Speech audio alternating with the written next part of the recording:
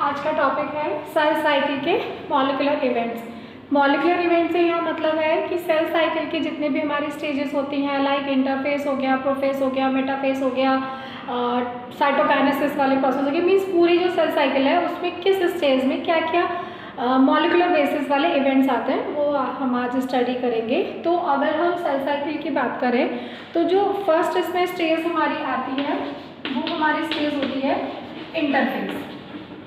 Interface stage में क्या होता है, जनरली जो न्यूक्लियर एनवेलप होगा वो इंटैक्ट रहेगा। न्यूक्लियर एनवेलप यहाँ पे इंटैक्ट करता है। इंटैक्ट का यहाँ पे मतलब है कि वो बरकरार रहेगा, कंटिन्यू रहेगा। जो क्रोमोसोम्स होंगे वो यहाँ पे डिफ्यूज फॉर्म में रहेंगे। डिफ्यूज क्रोमोसोम्स यहाँ पर अवेलेबल रहेंगे। इसके अलावा क्रोमोसोम्स जो है वो लॉन्ग भी होते हैं, कॉइल्ड भी रहेंगे इसमें, और जो है यहाँ पे क्रोमेटिन फाइबर्स भी इस वाले स्टेज में हमें यहाँ पे क्रोमेटिन फाइबर भी विजिबल रहेंगे। क्रोमेटिन फाइबर्स विजिबल हमें यहाँ पर मिलेगा। देन इस ही टाइम पर जो है वो डीएनए का अमाउंट जो है वो इंटरफेज में ही डबल हो जाता है due to accumulation of ribosomal rRNA. Ribosomal rRNA की वजह से ही, उसके एक्यूमुलेशन की वजह से ही यहाँ पे जो डीएनए होगा उसका अमाउंट यहाँ पर डबल हो जाएगा। तो ये जो पूरी आती है फेज, ये इंटरफेज के हैं जो हमारे मॉलिक्यूलर इवेंट्स हैं। नेक्स्ट अगर हम नेक्स्ट फेज की अगर हम बात करें तो नेक्स्ट फेज हमारी होती है एम फेज। एम फेज को हम माइटोटिक फेज भी बोलते हैं। एम फेज में क्या है कि जो माइटोसिस की प्रोसेस होती है वो सोमेटिक सेल्स में होती है। सोमेटिक सेल का मतलब है कि cells of any cells of living organisms other than reproductive cells, मतलब रिप्रोडक्टिव सेल्स के अलग जो सेल्स होती हैं लिविंग ऑर्गेनिज्म की उन्हें हम सोमेटिक सेल्स बोलते हैं। यहाँ पर क्या होगा, बेसिकली अगर हम इसको देखें कि एम फेज में प्रोसेस क्या है, तो एम फेज में जो एक इवेंट है वो आता है ग्रोथ ऑफ इंडिविजुअल। मीन्स आप ये समझ सकते हैं कि जायगोट से एडल्ट साइज तक बनने की जो पूरी प्रोसेस होती है वो एम फेज में ही आती है। इसके अलावा एम फेज जो है बहुत ही शॉर्ट पीरियड होता है। इसमें क्रोमोसोम कंडेंसेशन होता है, सेग्रीगेशन होता है और साइटोप्लाज्मिक डिवीजन भी इसी स्टेज में मिलता है। ये एम फेज था। नेक्स्ट अगर हम देखें तो नेक्स्ट हमारी आती है प्रोफेज। प्रोफेज का मतलब समझ सकते हैं कि प्रोफेज का क्या मतलब हुआ है। प्रो यानी कि पहले और फेज मतलब अपीयरेंस। यहाँ पे thin thread like condensing chromosomes यहाँ पे शो होना स्टार्ट हो जाएंगे। सेल जो होगी वो स्फेरॉइड हो जाएगी, रिफ्रैक्टाइल हो जाएगी, विस्कस हो जाएगी। हर क्रोमोसोम में जो है प्रोफेज क्रोमोसोम्स होते हैं उसमें दो कॉइल्ड फिलामेंट्स में मिलेंगे, हमें इसी स्टेज में मिलेंगे। मतलब इसी स्टेज में हमें जो है वो क्रोमेटिड्स शो होना स्टार्ट हो जाएंगे। क्रोमेटिड्स हमें यहाँ पे दिखने स्टार्ट हो जाएंगे। और क्रोमेटिड्स दिखने का मतलब क्या है कि एस फेज में डीएनए का रेप्लिकेशन हो चुका है।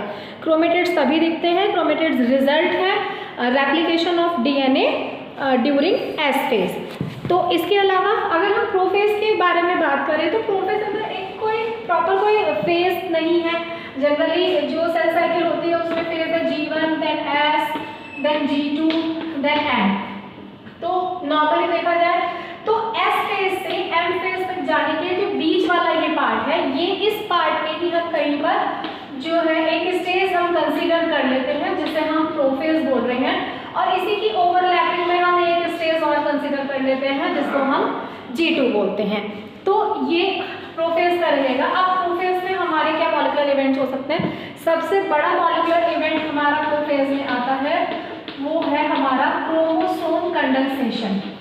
ये हमारा सबसे बड़ा मॉलिक्यूलर इवेंट होता है। क्रोमोसोम कंडेंसेशन के साथ साथ यहाँ पे जो कंडेंसेशन स्टार्ट होगा वो क्रोमेटिड का भी कंडेंसेशन, क्रोमेटिड्स का भी यहाँ पे स्टार्ट हो जाएगा, जिसकी वजह से मतलब क्रोमेटिड का जो कंडेंसेशन होगा वो जो है क्रोमेटिड उससे क्रोमोसोम में कन्वर्ट हो जाएंगे।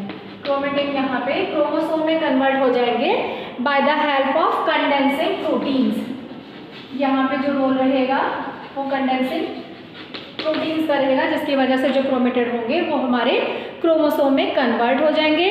जो कंडेंसिंग प्रोटीन्स होते हैं ये पार्ट है एक स्ट्रक्चरल मेंटेनेंस कॉम्प्लेक्स का, स्ट्रक्चरल मेंटेनेंस कॉम्प्लेक्स का पार्ट होते हैं कंडेंसिंग प्रोटीन्स।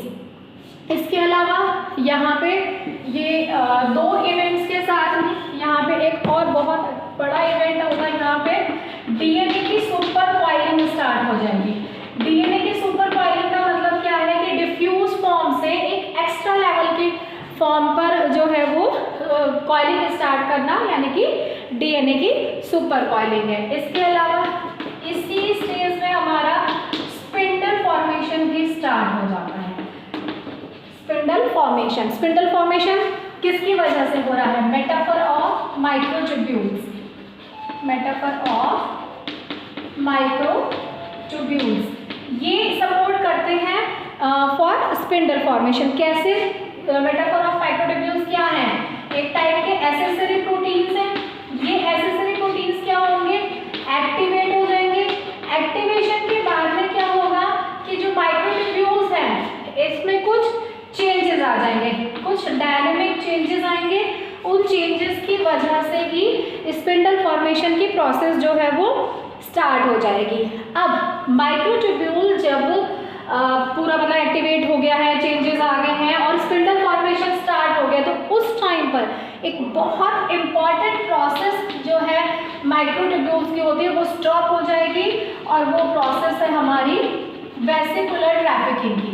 और ये प्रोसेस जो हमारे स्टॉप हो रही है, ये प्रोसेस हमारी इसीलिए स्टॉप हो रही है क्योंकि जो हमारे माइक्रोट्यूब्यूल्स हैं वो उस टाइम पर स्पिंडल फॉर्मेशन की प्रोसेस में इन्वॉल्व होंगे और वन टाइम पर वही प्रोसेस को जो है वो कंटिन्यू कर सकते हैं।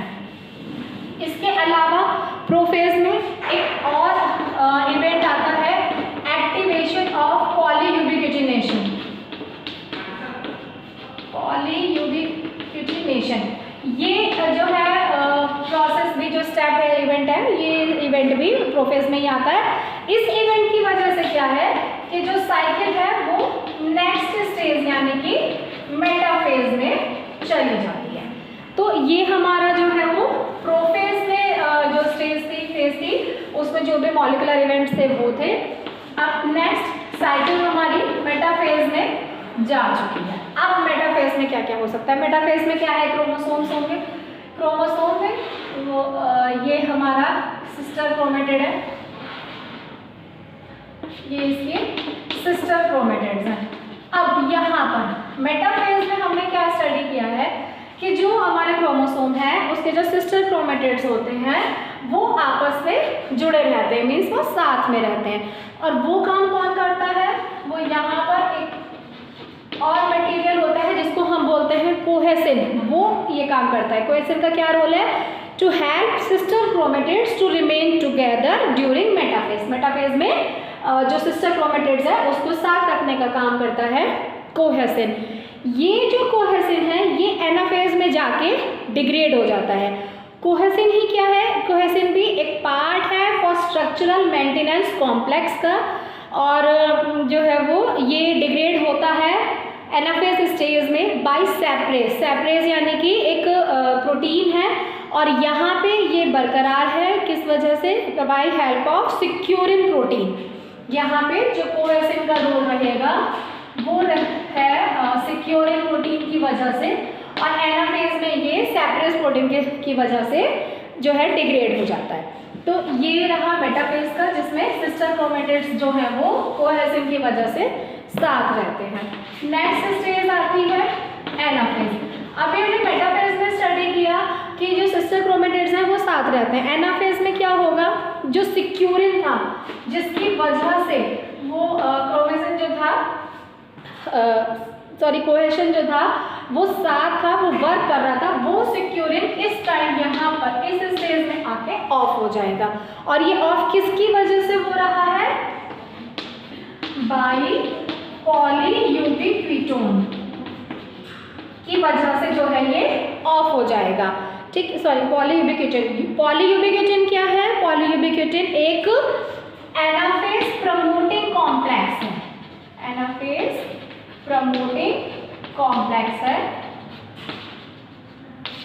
पॉलीयूबिक्विटिन, जो कि सिक्योरिन को ऑफ कर देगा। सिक्योरिन ऑफ हो जाएगा तो इसमें क्या होगा, जो सिस्टर क्रोमेटिड्स थे, जो हमारी एनाफेज की स्ट्रक्चर आती है, जो सिस्टर क्रोमेटिड्स थे वो सेपरेट हो जाएंगे। ये प्रोसेस जो है वो स्टार्ट हो जाएगी सिक्योरिन की वजह से। यहाँ पे सिस्टर क्रोमेटिड जो है वो सेपरेट होना स्टार्ट हो जाएंगे। देन हमारी लास्ट इसमें स्टेज आती है, वो आती है फिर साइटोकाइनेसिस। साइटोकाइनेसिस में क्या होता है कि जैसे cell itself divided into 2 daughter cells, एक सेल है और ये 2 डॉटर सेल में डिवाइड हो जाएगी और जो साइकिल है वो एंड की तरफ जा रही है, फिनिश होने वाली है, एंड हो रहा है उसका, तो वो प्रोसेस हमारी आती है साइटोकाइनेसिस। इसमें क्या है कि अगर हम एनिमल सेल को लें, ये हमारी एक एनिमल सेल, एनिमल सेल में क्या है, ये प्रोसेस कैसे होगी साइटोकाइनेसिस की, कि एक ये फ्यूरस ऐसे बनने स्टार्ट हो जाता है इस तरह से, ये अंदर की तरफ ऐसी स्ट्रक्चर जो आ जाती है। देन क्या होगा, ये जो फ्यूरो बने हुए हैं ये डीपर होने स्टार्ट हो जाते हैं और फिर ये एक पॉइंट पे, सेंटर में एक पॉइंट पे जाके जो है वो जुड़ जाते हैं। जुड़ने के बाद में ये यहाँ पे 2 डॉटर सेल में जो है वो डिवीजन हो जाता है। तो ये जो आ रहा है ये आया हमारा एनिमल सेल का, कैसे कि यहाँ पे फ्यूरो बने जो डीप हो के सेंटर पे एक जगह जो है फ्यूज हो गए। देन क्या हुआ कि साइटोप्लाज्म जो है वो क्लीवेज प्रोसेस के थ्रू जो है वो डिवाइड हो गया, और ये जो क्लीवेज की प्रोसेस हुई, साइटोप्लाज्म जो ये डिवाइड हुआ, 2 डॉटर सेल्स जो बनी, ये जो प्रोसेस हुई क्लीवेज की, ये भी एकम्प्लिश्ड हुई बाय कॉन्ट्रैक्शन ऑफ एक रिंग का कॉन्ट्रैक्शन, और वो रिंग बनी हुई होती है एक्टिन मायोसिन की। ये तो एनिमल सेल का था। अभी प्लांट सेल में क्या है, डबल मेम्ब्रेन होती है, तो उसमें क्या होगा कि जो इनर वाली होती है उसका जो है उसमें फ्लोरो बनेंगे और उसके में जो है वो डिवीजन फिर साइटोप्लाज्म का ऐसे करके स्टार्ट हो जाएगा। देन यहाँ पे 2 डॉटर सेल जो है वो बन जाएंगे, एक से ऐसे 2।